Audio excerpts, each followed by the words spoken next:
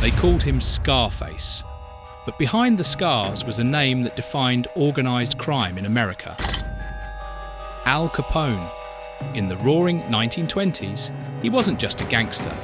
He was a celebrity, a monster, and, to some, a Robin Hood in a city drowning in corruption.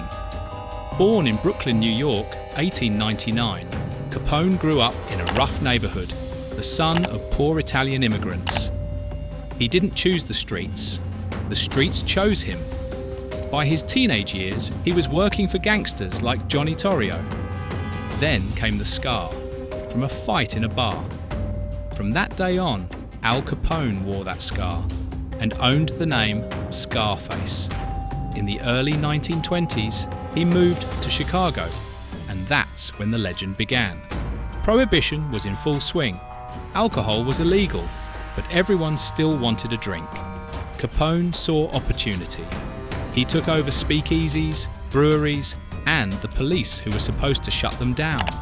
By 1927, his empire was worth $100 million a year, over $1.5 billion today. He ran Chicago like a CEO runs a company, with soldiers, accountants, and lawyers. But also with blood. Anyone who crossed Capone ended up in the morgue. One of the most infamous moments? The St. Valentine's Day Massacre. 1929. 7 rival gang members lined up against a wall and gunned down execution-style Capone was in Florida with an alibi, but everyone knew who was behind it. Still, the law couldn't touch him. Capone bribed judges, controlled politicians. Reporters followed him like a movie star. He gave money to the poor, ran soup kitchens, even appeared in public as a businessman. But behind the charm was a cold-blooded killer, and the government finally found a crack. Not for murder, not for bootlegging, for tax evasion. That's right. The man behind murders, rackets, and illegal empires. Brought down by an accountant. In 1931, Capone was sentenced to 11 years in federal prison. He served time in Alcatraz, isolated, forgotten, and slowly unraveling. Syphilis had eaten away at his brain. By the time he was released in 1939, Capone wasn't the feared gangster anymore. He was broken paranoid.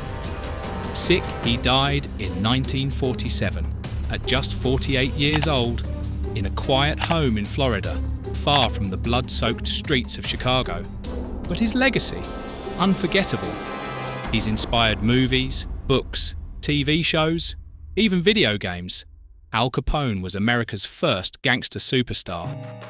Loved by some, hated by many, feared by all. Think Capone was a criminal mastermind, or just a thug with good PR? Hit subscribe for more true underworld stories, where power, crime, and ambition collide.